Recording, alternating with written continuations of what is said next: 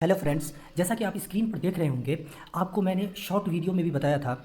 Uttar Pradesh police भर्ती 2023 आने वाली है। हो सकता है इसी वीक में नोटिफिकेशन आ जाए। तो आज हम लोग डिस्कस करने जा रहे हैं कि ये उत्तर प्रदेश पुलिस में जो भर्ती आ रही है, ये कौन कौन से विभाग में भर्तियां आ रही हैं और इसमें आयु सीमा क्या होने वाली है, शैक्षणिक योग्यता क्या होगी, एजुकेशनल क्वालिफिकेशन क्या होगा और एग्जामिनेशन पैटर्न जो मोस्ट इंपॉर्टेंट है, एग्जामिनेशन पैटर्न क्या होगा। बहुत सारे बच्चे वेट कर रहे होंगे कि एग्ज़ाम का पैटर्न तो बदल तो नहीं गया या पीछे वाला ही पैटर्न होगा। तो इसमें हम लोग डिस्कस करेंगे एग्जामिनेशन पैटर्न क्या होने वाला है और एजुकेशनल क्वालिफिकेशन के साथ साथ जो हमारा शारीरिक मापदंड होगा, फिजिकली एग्जामिन टेस्ट होगा, उसके अंदर क्या क्या हम लोगों को होनी चाहिए जिसकी वजह से हम लोग फॉर्म अप्लाई कर सकें।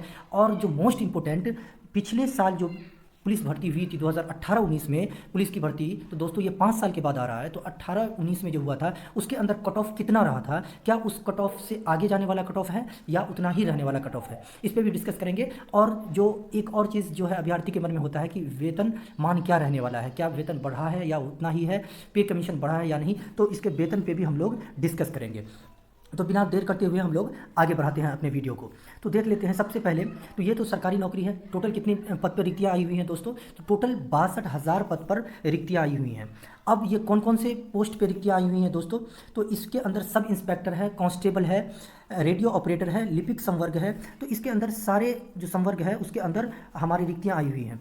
तो उसके अंदर देख लेते हैं कौन कौन सी रिक्तियाँ कहाँ कहाँ हैं। तो सबसे पहले इसके अंदर दोस्तों डाक विभाग का भी नौकरियां आने वाली है। सब इंस्पेक्टर के कितने पद हैं? सब इंस्पेक्टर के 2469 पद सब इंस्पेक्टर के होंगे। कांस्टेबल सिपाही के 52,000, सबसे ज़्यादा कांस्टेबल के ही पद होंगे, 52,699 पद होंगे। फिर रेडियो ऑपरेटर के भी, जी हाँ दोस्तों, 2430 पोस्ट हैं। फिर लिपिक संवर्ग के 545 हैं, कंप्यूटर ऑपरेटर के 927 हैं। फिर 2833 जेल वार्डन के हैं, है ना, जेल पे वार्डन का देखरेख, जेल पे जो कैदी होते हैं, कैदियों का देखरेख करने के लिए उसके लिए भी 2800 अप्रोक्स वैकेंसी आने वाली है। तो फिर उसके बाद नागरिक पुलिस के अंदर कितने आने वाली हैं? 521। टोटल कितने पद होंगे दोस्तों? तो टोटल इसके अंदर हो जाते हैं 62,424 पद आ चुके हैं दोस्तों। तो सबसे ज़्यादा पद किसके अंदर आते हैं? कांस्टेबल के अंदर सबसे ज़्यादा पद आने वाले हैं। तो इसके अंदर आप देखते हैं कि एजुकेशनल क्वालिफिकेशन से पहले हमारा एज लिमिट क्या होना चाहिए, एज कितना एज होगा जिसके अंदर हम फॉर्म अप्लाई कर सकते हैं। तो दोस्तों, तो जो सबसे ऊपर आ रही है बात, वो जनरल मेल का आ रहा है। तो मेल का 23 वर्ष से कम होना चाहिए।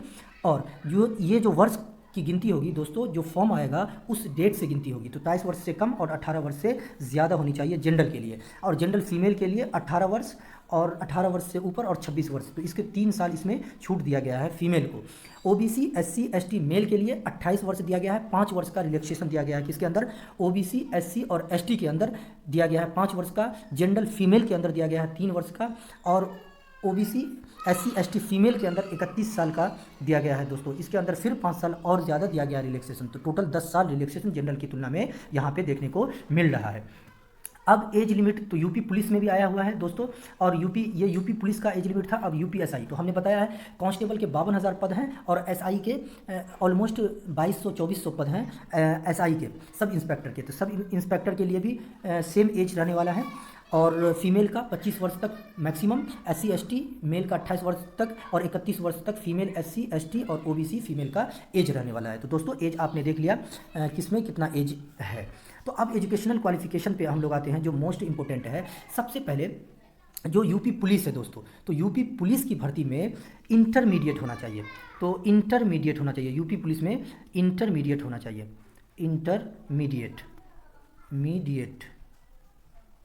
इंटरमीडिएट होना चाहिए यूपी पुलिस के लिए। तो किसी भी रिकॉग्नाइज बोर्ड से आप अगर इंटरमीडिएट पास हैं तो वो आप फॉर्म अप्लाई कर सकते हैं। अब एसआई के लिए, सब इंस्पेक्टर के लिए ग्रेजुएशन होना चाहिए दोस्तों। ग्रेजुएशन होना चाहिए किसके लिए? सब इंस्पेक्टर के लिए ग्रेजुएशन होना चाहिए दोस्तों। किसके लिए? सब इंस्पेक्टर के लिए ग्रेजुएशन होना चाहिए। ग्रेजुएशन किसके लिए? एसआई के लिए।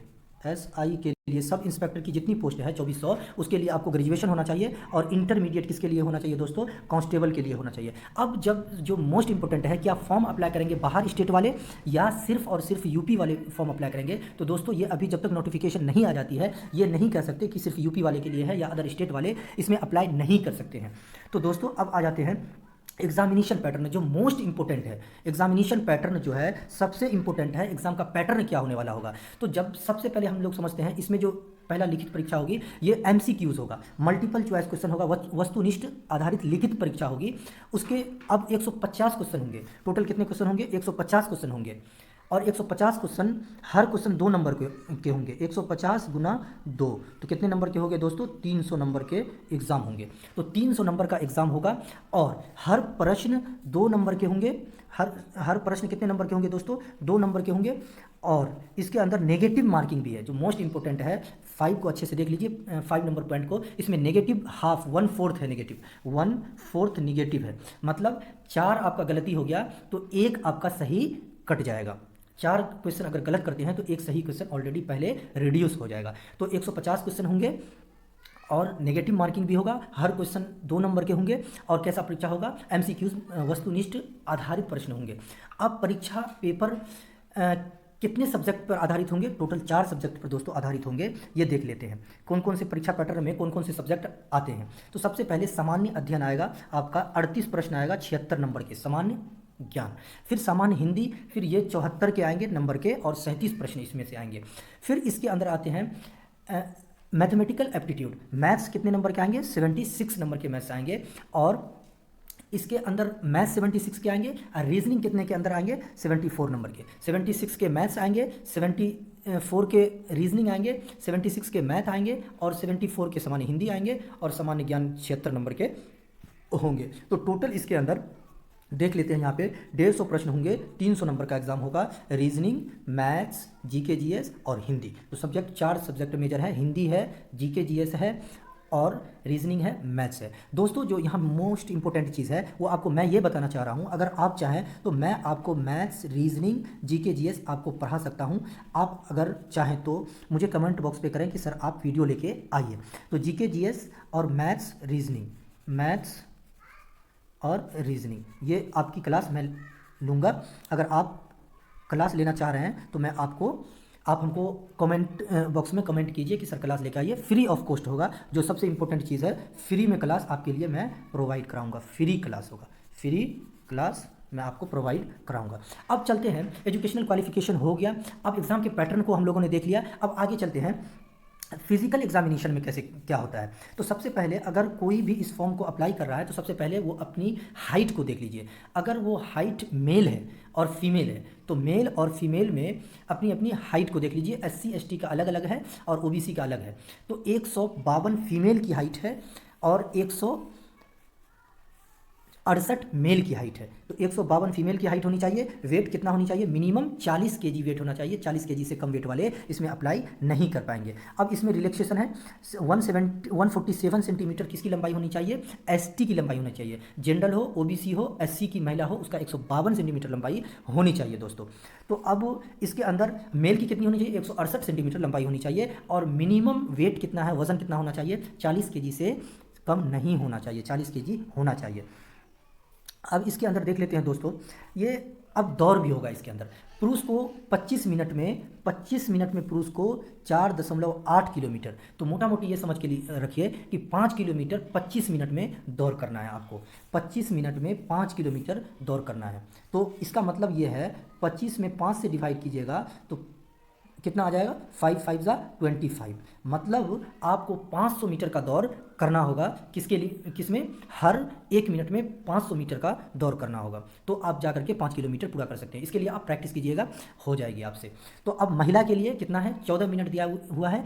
2.4 किलोमीटर दौड़ना है महिला को 14 मिनट में। पुरुष को कितना, 25 मिनट में 4.8 किलोमीटर दौड़ना है। तो आप समझ ही गए होंगे। तो परीक्षा का पैटर्न क्या है और शारीरिक मापदंड क्या होना चाहिए, कितनी लंबाई होनी चाहिए, दौड़ में किस तरह का आपका परफॉर्मेंस होना चाहिए। रिक्तियाँ कहाँ कहाँ से आई हैं दोस्तों, ये भी मैं आपको बता चुका हूँ। सबसे ज़्यादा रिक्तियाँ कांस्टेबल की आई हुई है, सबसे ज़्यादा रिक्तियाँ कांस्टेबल की 52,000 आई हुई है और इंस्पेक्टर की 2469 आई हुई है दोस्तों। और 2800 सबसे ज़्यादा कांस्टेबल की है, फिर वार्डन, जेल वार्डन की सबसे ज़्यादा है, फिर जाकर के SI की वैकेंसी है। तो टोटल 1 2 3 4 5 6 7 8 9, तो 8 विभाग में नौकरियां तो आई, 8 विभाग है, 8 विभाग में तो आ ही रही है दोस्तों, 8 विभाग में आ ही रही है दोस्तों।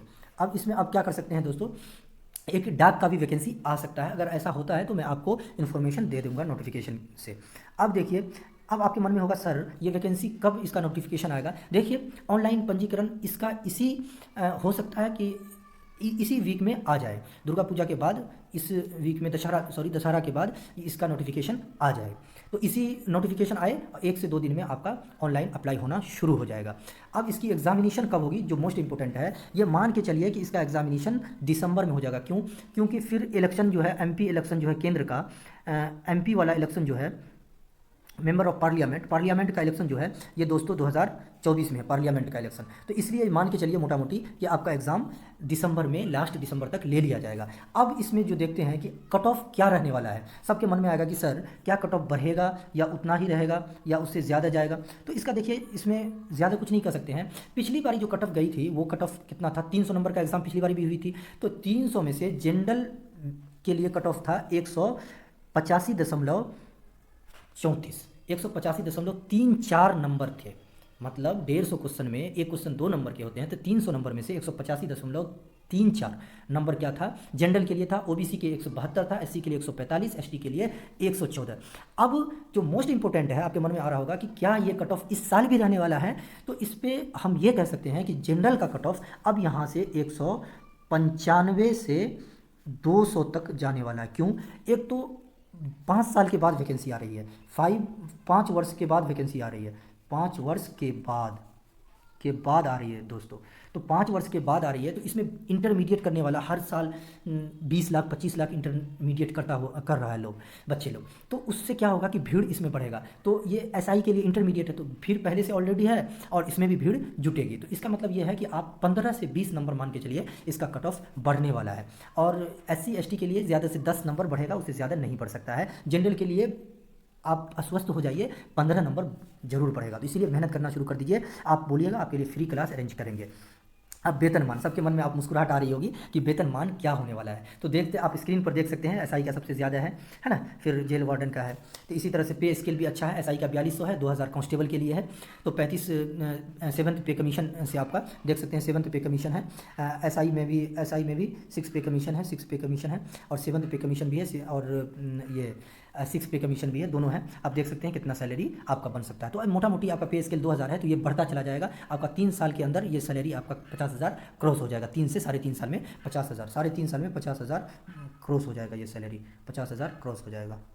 तो आपको समझ ही गए होंगे, आज हम लोगों ने डिस्कस किया है। अगर आपको मेरा वीडियो अच्छा लगा हो तो मेरे चैनल को प्लीज़ लाइक कीजिए, मेरे चैनल को सब्सक्राइब कीजिए और बेल आइकन को दबाना नहीं भूलिए। तो दोस्तों हमने डिस्कस कर रखा है कि क्या क्या हो सकता है इसके अंदर। तो सारे विभाग, टोटल 9 विभाग से इसमें रिक्तियाँ आई हैं, 9 विभाग से रिक्तियाँ आई हैं। आयु सीमा सबके अलग अलग हैं, इसने हमने डिस्कस कर लिया है। आगे आप वीडियो में पीछे देख सकते हैं, जूम करके देख सकते हैं पीडीएफ को भी। शैक्षणिक योग्यता क्या होनी चाहिए, इंटरमीडिएट और ग्रेजुएशन दोनों है। पैटर्न क्या होना चाहिए, मेल के लिए 168 होना चाहिए शारीरिक मापदंड में सेंटीमीटर, और कितना होना चाहिए 4.8 किलोमीटर 25 मिनट में मेल के लिए होना चाहिए। फीमेल के लिए 2.4 किलोमीटर होना चाहिए। कितने देर में होना चाहिए, 14 मिनट में होना चाहिए। वेतनमान भी अच्छा खासा है। आप समझिए कि एसआई के लिए तो आपको 40,000 और कांस्टेबल के लिए 35,000 से आपका स्टार्ट होगा, और 6 पे कमीशन के थ्रू आपका वेतन भी बढ़ेगा। कट ऑफ हमने डिस्कस कर ही लिया है। तो दोस्तों आप मेरे वीडियो को लाइक कीजिए प्लीज़, और मेरे चैनल को सब्सक्राइब करना नहीं भूलिए। Thank you.